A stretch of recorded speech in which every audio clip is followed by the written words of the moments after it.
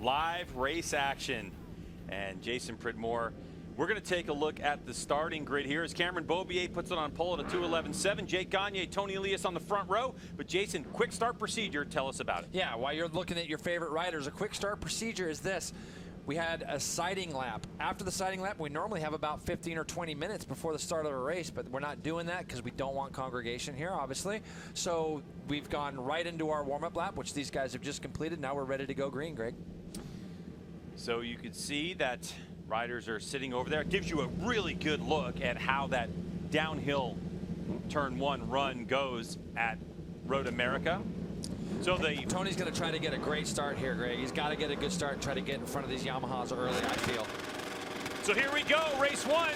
Honos Superbike is underway. Cameron Beaubier, the #1 plate, with a good launch off the start. And here goes that long drag race to turn number 1.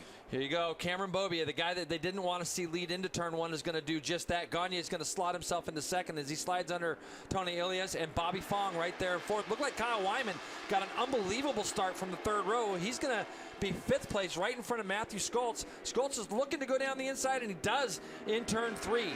All the hard work in the offseason and the pandemic delays. Now, who's got what? This is danger zone for the rest of the field with Cameron Beaubier because his Yamaha R1 and the way Cameron rides, he needs an open racetrack and he needs to be able to flow through these corners. Bobby Fong goes by his teammate down the back straightaway, slots himself into 3rd spot. Tony Elias is trying to get something and go back by, looking to see if there was any change a little bit further back, but they don't want to let Cameron just get a free run through all this little sort of infield section of MotoAmerica, if you will. You can see, Greg, the sun is out over in the back section. A little cloudy over here on the front straightaway, but as they make their first run down to turn 8, Cameron's got nothing but clear track in front of him. So Cameron Beaubier, Monster Energy Attack Performance Yamaha. We're taking a close look at that tailpipe of Cameron Beaubier because all weekend long we've seen some puffs of smoke coming out of his R1. Not anything to do with the engine failure. It has to do with the fact of oil levels in this motorcycle. But MotoAmerica telling Cameron before the start of this race, fix it. And Bobby Fong's going in pretty deep, and he makes a pass for second. So all of a sudden, Fong from 4th to 2nd in about a half a lap. Fong is on a charge. This is what you expect from Bobby Fong. He gives a little wave back to Jake Gagne. He wants to get to the front. He does not want to see Cameron Beaubier get away. First ride on a Superbike for Bobby Fong, and he's got himself up to 2nd. Gagne looks like he's working his way back up underneath him as they go into Canada corner. Good move by Jake Gagne in his first ride on the Monster Energy Attack Performance Yamaha. Now he gets by Bobby Fong on the M4 X-Star Suzuki. To the final corner they go under braking. A little bit of what you expected, though, Greg, from the second back. And you can see Bobby Fong makes a very early decision that he's going to go stuff it up underneath Jake Gagne into that chicane. Had to lift the bike up a little bit over that inside curbing, but makes the pass. Slowed himself down just a little bit in between. And here you go, down the front straightaway.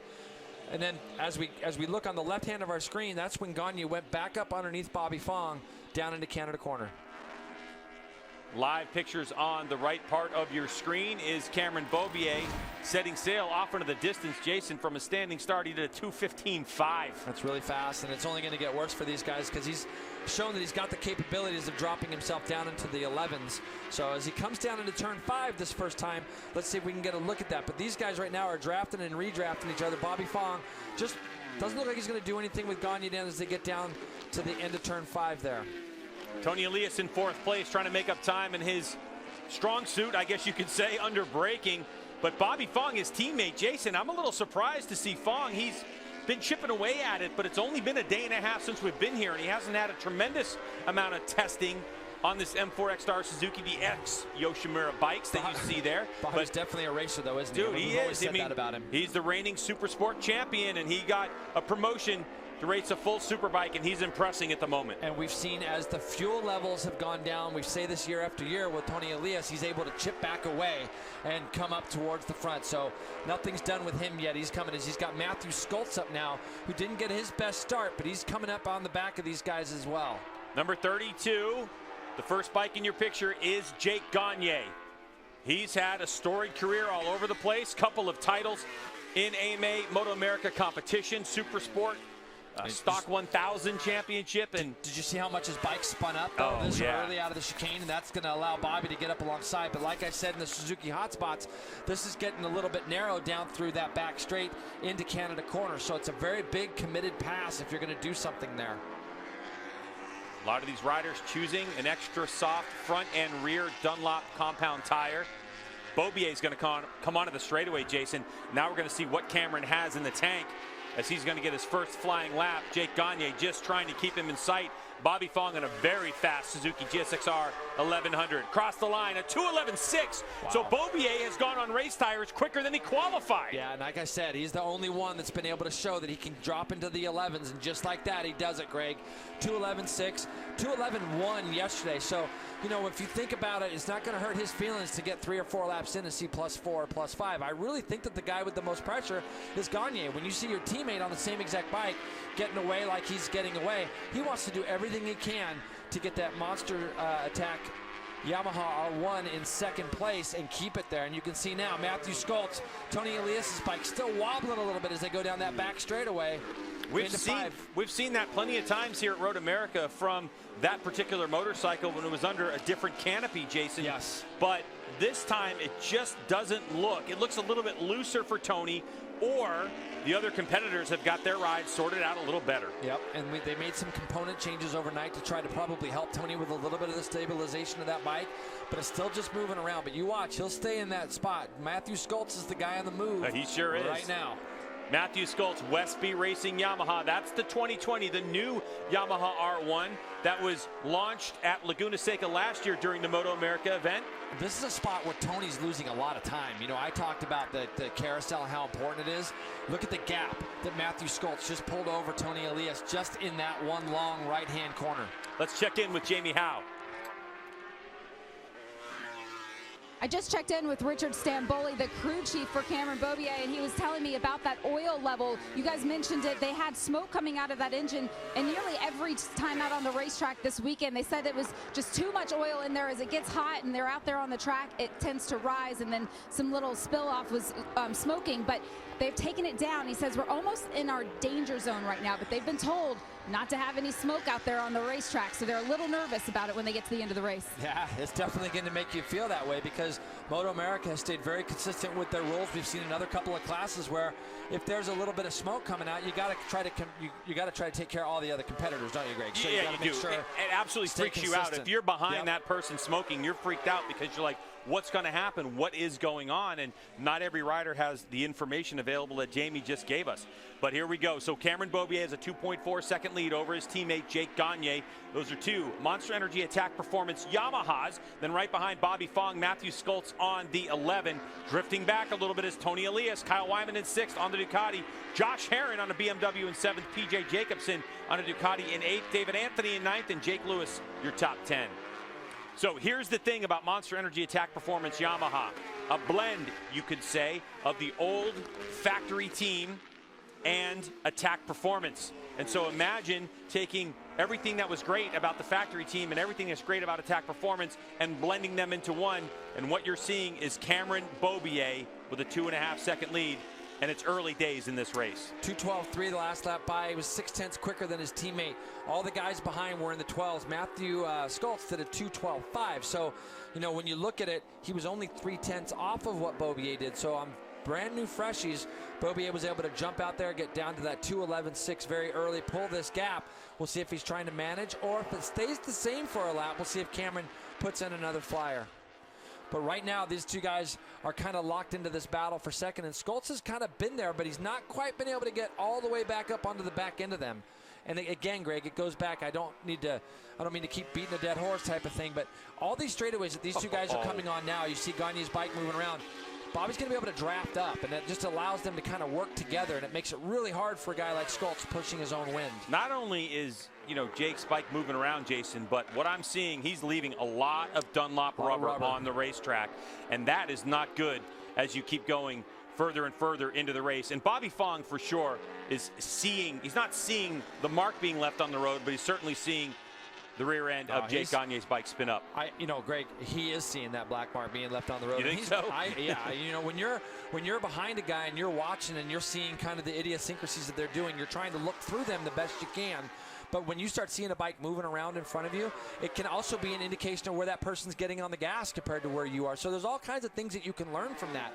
And right now, when you look at these three bikes, the one person whose bike looks pretty good and solid still is Scholz. Scholz's bike didn't look like it was moving around quite as much as the two in front of him. So he's going to get to see a little bit of that himself. The final sector that we see, actually mid-sector for Jake Gagne, he put in the fastest sector so far of the race.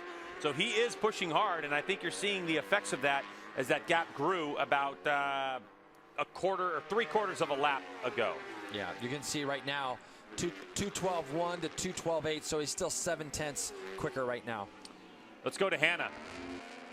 Yeah, you guys mentioned Jake Gagne and setting such a fast lap. I think maybe some of his success could be attributed to the fact that yesterday they were really looking to work on setup and geometry for the bike for his entry into the corner. He was super happy with his corner exits, but they were really working on that front end feel, so I think that could be a big factor there. Front end feels everything, Hannah. You named it. So you want to be able to get into some of these corners and release that lever as early as you can to keep up your roll speed, use the exit that you need to use, and so on. So yesterday, Gagne wasn't close, was he, Greg? No, he wasn't. He was like doing 2:14s or 2:15s, I believe, and his teammate was doing 2:11s. They made a big step for him overnight. Yeah, he gets the most improved on the report card from yesterday to today, does the 32 of Jake Gagne.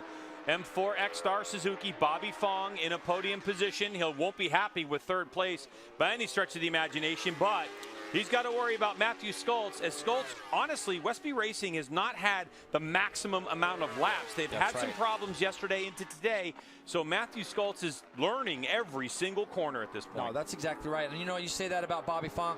I think right now a podium for him, Greg, you'd be really happy with that possibly. I mean, none of these three guys were even close yesterday, with the exception of Matthew Scholz. He got it down to trimming away. He said to me yesterday afternoon, he says, Jace, I think I can do 12s. I think I can do 12s pretty consistently. And he's showing us that right now, as even in that second sector, Greg, he was quickest overall for the race in the second sector on this lap, and he's able to draw up on the back of those two guys in front of him now. As we look at Cameron Beaubier leading the way, his lead has grown to 4 seconds, Jamie.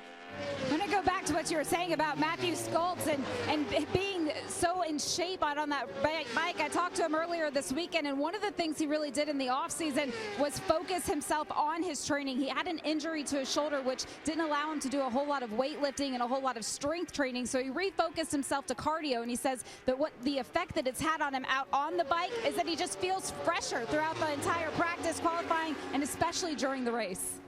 Yeah, and everybody that I've talked to, and even though I got a chance to see him, have just come up to me and say, Matthew's ripped. He's been doing a lot of work in the last few months. And I think, all these guys haven't been, like I said, just sitting around home doing nothing. They've been doing all their workouts that they need to get done. And it's also given them a chance to change some of that up a little bit as well, kind of get reset and refocused. But right now, he is the guy that's starting to catch up to these. Gagne was at 13 flat. Fong was at a 12.7. Scholz was at a 12.5 that last time through. 6.5 laps to go in this one. Beaubier leads the way by 4 seconds. The battle you're watching is for second place. Jake Gagne, the 32, leading this one over Bobby Fong on the 50. 11, Matthew Scholz. Back a ways, another 3.5 seconds behind this battle is Tony Elias on the 24. And then you have Kyle Wyman, Josh Aaron, PJ Jacobson, David Anthony, Jake Lewis. And it's been a while since we've seen Jake Gagne get to fight for any real podiums. So this is going to be making him feel pretty well, too. You can see he's got that thing drifting and moving everywhere. And you can see what it does. Bobby Fong is now, did he get up alongside of him enough, Greg? Not quite. It's so close there. And there's a part of you that always wonders, does he know I'm there? As you see Scholz now going up underneath Bobby Fong. How about Matthew Scholz? And he makes a move, and into third place that he goes. That's all going to be because of what Gagne did, though. It kind of made Fong think that he could go up the inside down that back straight, and he wasn't quite able to do it. He has to roll off. Scholz wide open still. Let's see now if this Westby bike can draft up or past that Attack Yamaha. He's a little bit wide on the exit, was Matthew there, coming off that last corner. Front straightaway as they eke towards 185 miles per hour. In a draft, it can go as much as 195 miles per hour as Scholz has a look. Not enough on the top end for that draft move. By the way, For those watching abroad, 195 miles an hour, 314 kilometers per hour. And as Matthew Skoltz tries to find a way in turn number 3, Bobby Fong is getting closer. Here you go. Here's a look at the pass. Bobby was just held up a little bit, and even though he knew Matthew was behind him, probably didn't realize that it got closed down that much, and he was able to, he opened the door a little bit. Matthew got through there, but now Bobby Fong on the right side of your screen got a double draft. It looks like he has gone back past Matthew Skoltz, and look at them both fighting for that position down into turn 5, and Bobby Fong is going to take it back. Right before we got to see that replay, Greg, I was thinking to myself, Bobby Fong is going to get a double draft down there, and it's exactly what he was able to get. Bobby Fong, your reigning Super Sport champion, who wrapped it up last year in MotoAmerica competition, getting the bump up in the M4X Star Suzuki team. Now doing a great job. Longer races, bigger bike than he was on last year. It takes a lot. But we were talking about how fit Matthew Skoltz is. None of these top running guys are not fit. They are all fit. But Bobby Fong, again, another guy who over the offseason worked a lot, again, with Josh Hayes, both on and off the racetrack. And his fitness level is insane as well right now. All right, so working about 5.5 laps to go into the chicane. Turn number 11, and out they go. Gagne continues to lead the way. Got out of there better that time, didn't he? Yeah, and Jason, as we look at it too, we're going to start getting into the window of who is going to have the tire. Who's been pushing so hard? Do they have the tire to take them the distance? We know that Jake Gagne has certainly, as he makes a mistake, he goes wide. Gagne leaves the door open. They go side by side, but it looks like Fong's going to have it. Gagne, yes, he'll have to give it up. Yep, now Gagne is going to have to go to work because Skoltz is going to try to attack him in the last corner. You can see it coming. There it is, Greg. Anytime you see a guy get past, if you're the third rider back, you want to attack that guy as well. Is exactly what he did. Gagne should be able to draft. Let's see if he can draft back by Skoltz as they come onto the front straight. Second place is Bobby Fong at the moment. Your leader, Cameron Beaubier, peels it into turn 1, 2:12.4 for him. These riders, 2:13.2, so they're not making any inroads. Now Beaubier's lead has grown to 6.3 seconds. But this back and forth battle is as close as you like it. The battle for second and third place. One of these riders not going to be on the podium. Here's a replay, Jason. Yep, this is going to be down into Canada corner. It's a little bit bumpy down there, Greg, and if you don't feel comfortable turning the bike in, like Jake didn't look there, he didn't look real positive. He probably just got in there just a touch deep, and he gives Bobby just enough room to sneak up underneath him there. And then in the corner right after this fast left-hander that they went through, Matthew Skoltz was able to do the same thing. Matthew is up through on Bobby Fong, so he drafted him down the back straightaway and was able to get by him as they go into turn 5. So the Yamaha Westby rider is up to second place now. Bobby Fong back to third again, but this time he's following a different Yamaha. Matthew Skoltz, 27 years old, out of South Africa, works his way into second place. Of course, Matthew Skoltz, a race winner in the Honos Superbike class before. What did you see there, Jay? Bobby's tire looks like it's starting to spin up a little bit as well. Both him and Jake, both their tires look like they were just spinning up a little bit earlier in the race than maybe they would like. And I said earlier that Matthew's bike looked pretty stable, so we'll see if he's able to do anything with that. This will be a tell coming out of this right-hander here. Let's see here. Matt's bike's driving pretty hard forward. So is Bobby's there. So wasn't so bad. But out of turn 8 just then, you can see Bobby's bike moving around a little bit. I'm going to talk about those tires for just a minute. Dunlop telling me that it's the last 3 laps of this race where you could see those tires really chewed up. And it's not the Road America's surface. It's not an abrasive racetrack. What it is the demand of the speed. It's the long straightaways. The tire never really has a chance to cool off. So to compensate for that, Dunlop designed a special tire that's specific here to this racetrack. In the middle of it, there's a thinner gauge of rubber, so it doesn't build as much heat. So even the best rider with proper tire management still has to think about it at the end of this race. Yeah, that's a great point, Jamie. And when you start talking about thin gauge, thicker the tire, the more heat it's going to have. So when they go thin gauge down these front straightaway, back straightaway, there's so many straightaways here where we're going 190 mile an hour that's what they do that for. And Hannah, you have some more on this, I believe. Adding on what Jamie was saying, Beaubier and Skoltz are both on extra soft front, extra soft rear tires, according to our friend Tony Romo over at Dunlop. Bobby Fong is actually on a soft front, so we'll have to see if that gives him an advantage, if that tire will hold up a little bit better, a little bit longer over the other two in the top 3 right now. Yeah, for sure. I think we're in that window in terms of temperature, track temperature itself, Jason, where and feel. That extra soft tire tends to be a little bit squishy for some riders under hard braking, and Bobby likes a little bit stiffer of a compound. The carcasses are the same. The compound is what Hannah's talking about. Just a little bit different. So, Tony Elias looks like he's out. He's parking his M4 X-Star Suzuki. That would probably be, looks like turn 3. Looks like the inside of turn 3, Greg. So, yeah, not sure what's going on there. That's unusual. Wow, so Tony, his goal was to come out of here with more points than he had last year. But at this moment, it doesn't look like that's going to happen. So the Scud Missile pulling that motorcycle off. Yeah, that's going to be coming down turn 2 into 3. And it doesn't look like he's been able to diagnose. Normally, when we see a rider pull off, they're going to look specifically at their motorcycle. Like if it was motor, you'd be looking at the motor, even though you can't, you can see. So yeah, so Tony Elias, it looks like his day is done, unfortunately, for the 2017 Honos Superbike champion from Spain. Tony Elias, the 37-year-old, parks it, and we go to Cameron Beaubier, the number 1, who's now 6.7 seconds adrift of his competition. So Jason, what was interesting was Cameron's strategy that he talked about with me yesterday is playing out. He said, I need to put my head down for the first 2 laps of this race, break the draft, and control the pace. And that was that lap he did early on at 2:11.6, which really created that gap, and he's just been able to eke away to this battle for second place that Matthew Schultz is leading. Yeah, and the biggest thing that you can notice about this battle for second is the other 2 guys just can't get quite close enough to Matthew when they come onto these straightaways to be able to kind of draft him and get up to him. That's why I think that that little bit of extra grip that Matthew continues to have might be playing out. The good thing is that Bobby will just keep grinding these laps away and do everything he can to hold on to the back of Matthew to the end. So as they're going to come up over here, this is coming down into turn 3 now, and you can see Bobby is closed up on that front straightaway a little bit. Now, got to be able to get out of this corner really good, Greg, turn 3, and then you're going to be, just behind it. Here you go. You're going to be able to see if Bobby's able to, did he get close enough to start getting into this draft? He's in there now. Matthew might go over to the left, but Bobby's going to go to the left instead and draft right back by him. So a drafted pass move by Bobby Fong, and Matthew Schultz is so late on the brakes. Is he going to be able to make the corner? He's a little wide, Jason.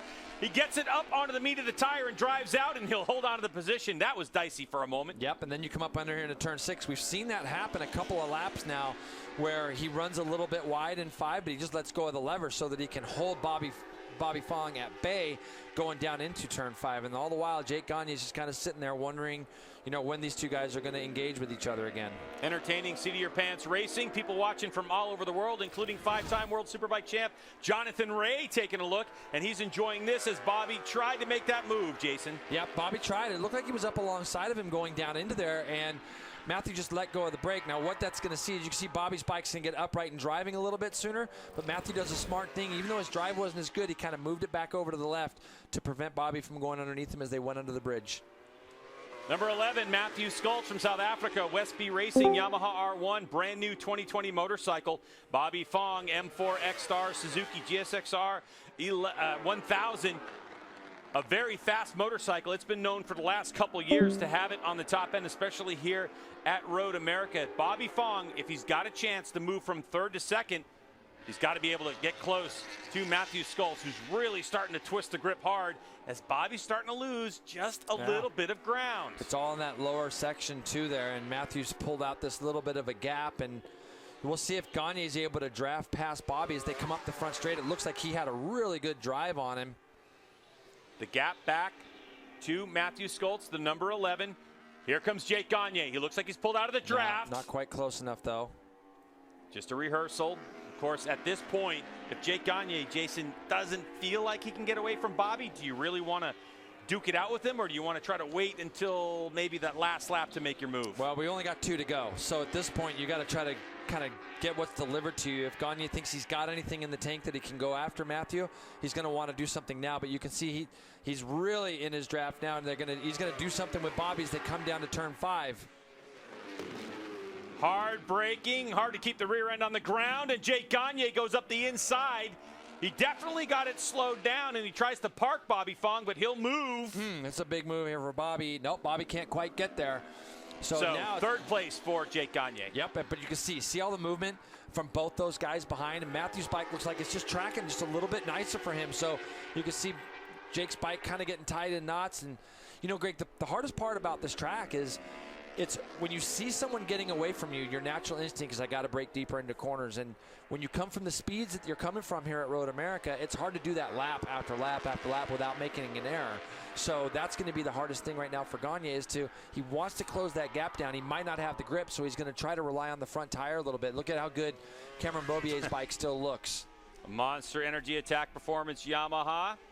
Cameron Beaubier out front on this one with his teammate in third, Jake Gagne, who got the call late last season when Garrett Gerloff took off and went to World Superbike. We thought Bobby had a good drive on him. Jason, sometimes those extreme lean angles when you're accelerating can boost that RPM. Yep, Jake's wide, but he's going to be able to hold it. Yep. That's the move. Bobby's got to be close enough to take advantage of any mistake that Jake's going to make. And he was before, but that's Jake trying to make up time on Matthew on the brakes, and it's very hard to do consistently lap after lap. It looks like they've closed the gap ever so slightly on Matthew this lap in the last couple of sectors, looking at our splits here, and that is just the case just a little bit in those last couple sectors. White flag, last lap for these guys. So this battle for second is going to try to get sorted out right now, and it looks like Gagne has closed that gap back up, and what's it done? It's brought Bobby along with him. So he's dragging him up. So the battle for second and third spot and fourth.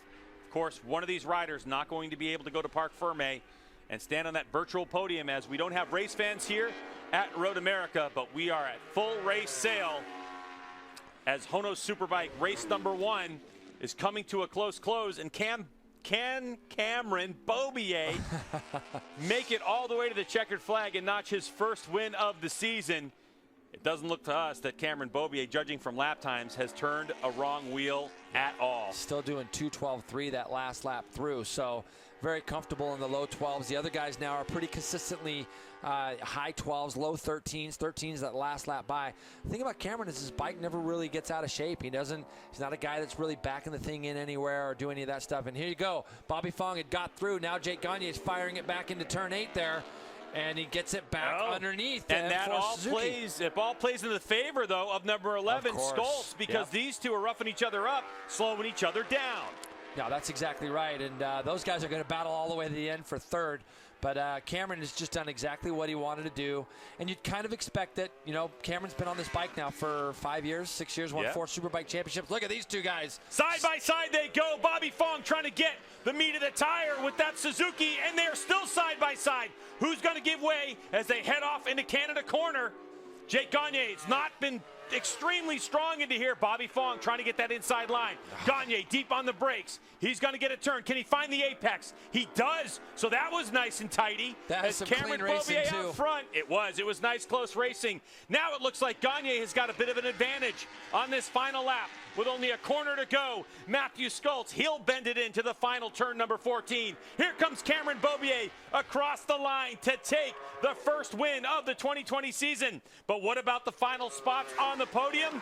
Matthew Stoltz from Westby Racing will grab that, and Jake Gagne in a great battle with Bobby Fong will finish third. Hate to see it for Bobby in his first time on a Superbike. And how about this guy, Kyle Wyman, number 33 on the Indy Motorsports Ranch, KWR Ducati. Ends up 5th. Great points haul for him as we await the arrival of Josh Herron. He'll come across the line. Fan favorite on the Scheibe Racing BMW, PJ Jacobson in 7th. And what a race for those 3 riders. And Cam Beaubier, after breaking the track record yesterday in blustery conditions. I mean, it was cloudy. The track temperature was cool. The wind was blowing him all over the track, and he was able to do a 2:11.1. And he backs that up in qualifying with an 11.7 and then an 11.6 in the race. And Cameron Beaubier was so far out front, his fellow riders are telling him where they finished. Well, you see, he did over here. And we go to some racetracks, we have a scoring tower. Exactly. It's easy to look, but there here used to be one, Greg. You'd come down the straightaway that they're going down as Matthews doing a very good stand-up wheelie right now. While his crew is saying, please do not starve this 2020 Yamaha R1 motor of oil, my friend. But you come down this thing, and way off in the distance, they had the biggest scoreboard you could ever see. So you'd come down this hill, and you'd be able to look up and see kind of who's running in and around you. And it was a bit of a help, really. So, but Jake Gagne, it's going to be great to see him back on the podium. It is. 2-time national champ, of course. Went to World